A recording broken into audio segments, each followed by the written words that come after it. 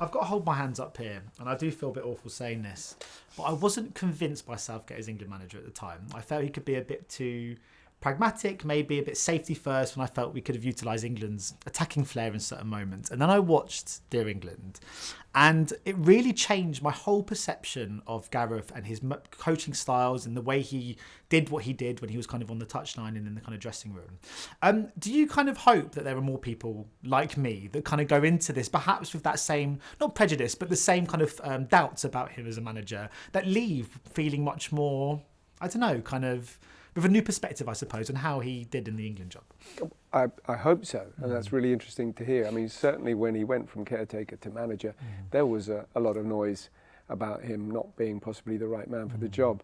And what's amazing is, over and above tactics and style of play, is the gentle reformation that he brought in terms of certain attitudes that deal with mental health, that deal with pressures for young athletes, certainly at young age, young boys, 18, racism and identity, national identity. You know, the team before, Gerrard, Lampard, Beckham, Rooney, you know, all of these amazing elite golden generation players that couldn't unite as a team. So there's something in that. So his sense of unification and bringing in a psychologist, allowing people to journal, which would have been unthought of, to bring fractious teammates from the Premier League to play as one for England under a flag for a lot of players, second generation. Does that flag really mean what it should mean when you're sort of under racial abuse or something like that? How do you play with authenticity? How do you play with creativity? So it's great that you identify the reformation that took place that deals with gnarly themes. So this is a series about the beautiful game, but it's also about the more gnarly side of the game as well. And I think that Gareth is an extraordinary mentor and champion beyond tactics. His tactics, I mean, the result speaks for themselves, but everyone can argue about tactics. But I think the reformation that he brought in, and the way that he wrote Dear England letter to the nation is a unique and brave sort of stance of leadership. Yeah. I mean, would you both say that it's not, I mean, obviously it's not just for football fans. It's a great window, isn't it, into kind of British society. It kind of reflects back a kind of quite a broken nation back to us, a society of quite sort of a lost generation of youngsters. Do you think that's where the kind of the more universal, not universal, but the more kind of like accessible themes will be for audience members? Yeah, I definitely think, I think it being such a successful play that continues to be on, you know, you can't fill a theatre just with football fans. So the play's success is purely because this story appeals to such a wide demographic of people, and I think it's because it, like you, it gave you an insight into something you're incredibly familiar with. But to someone watching it who would say maybe they're not a football fan, they're not interested in the World Cup, everything that Joe's just articulated, but I think it also it shows you a moment you're familiar with, but with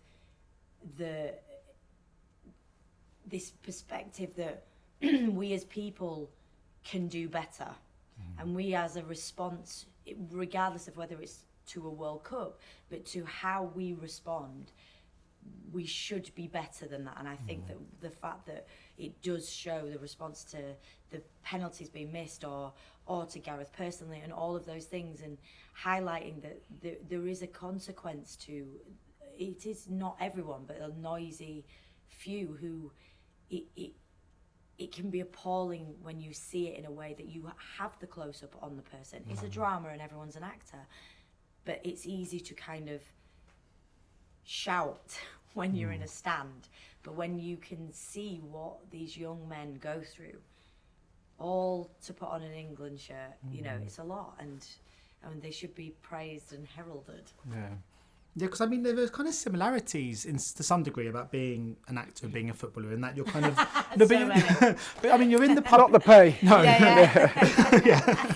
But I mean, you're in the public eye. You're kind of only as good as your last performance. There's no room for mistakes, etc. But Gareth Southgate obviously believes, and obviously why he brought kind of Pippa on board, that it's all about the mind and about dealing with that kind of pressure and the kind of weight of public expectation and kind of public scrutiny as well. And obviously, I mean, Jodie, you were Doctor Who, so you know what it's like as well to be that in that one of those kind of roles that gets everyone There's kind of always talking. someone annoyed about it. But I mean, with that in mind, do you think there's enough attention given to the mental health of young actors as well, and how they're going to kind of deal and navigate their way around? I think it's changing. I think it is. I think the subject's wide open and there's good discourse on it, like never before. But I think I've been in a situation now where there are conversations had, or particularly I did a play a couple of years ago, and we certainly had someone who was a present member of the company who was there for everybody and wasn't affiliated with anything, didn't work for anyone. So we had someone to talk to in a way that I've never necessarily experienced that before.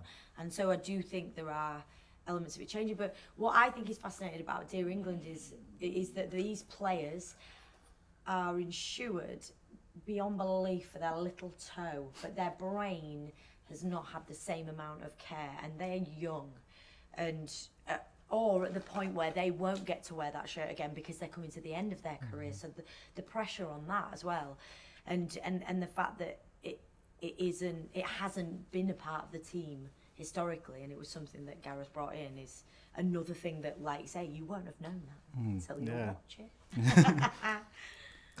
I wanted to ask you, because I adored the final scene in episode 1, the kind of penalty shootout against Colombia, which I thought was beautifully kind of put together as well for the screen.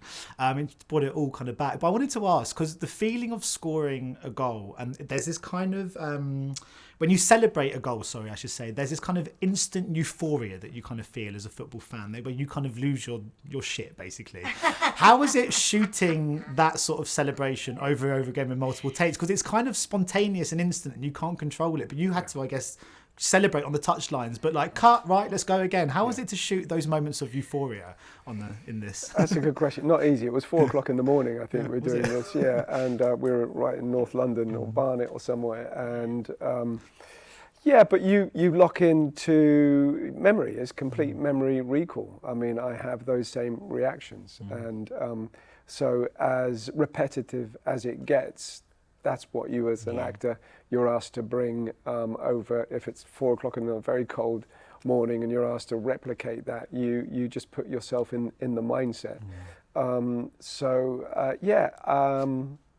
Quite easy actually. And it's those penalties in particular, because it put the ghosts to rest in some way, shape or form for Gareth. I think I had, when we had to do the drone shot, again and again, and they're like, no, the mark was really important. I was like, I'm sure we're really near the mark. And we had to keep doing the drone shot, and then actually in the piece I was like, that drone shot's amazing.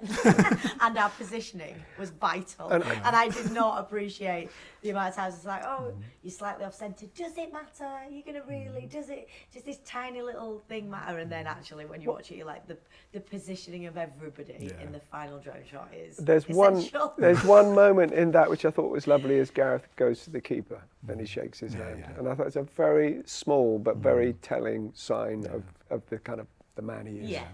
Yeah, my final question, really, I mean, Joseph, I was going to ask, because obviously you play Gareth on stage. Just how different a proposition is it to play this same character with the same kind of content, same material, but for screen? Because it's such different kind of sensibilities, isn't it? It's a completely different art form to some degree. Did you approach the material at all differently? Yeah, great question. I mean, there's a great freedom on stage. You squint, you're in the stalls, everyone looks like Kane or Southgate. So you've got a freedom there as an actor. Different on film, close up, no escape. And so I was quite fastidious with the look, and I had an incredible makeup department who would come in 2 hours early to put on 7 bits of prosthetics, and then finally in go the teeth. To get my job, I guess, our job is, when it comes to being responsible for real people that people know are very zeitgeisty, that people know very well, is to get us over that line of conceit so they feel comfortable, they like it, they believe it. And so it's a big job to do, because you're on film and every detail is seen. And it made me very nervous, actually, that taking it from theatre to TV. But I think I think all the departments converge together along with the actors to kind of deliver that conceit in the right way, and then we get on to the more interesting subjects, which are all the ones we've just spoken about. Yeah. But that's our job. Yeah.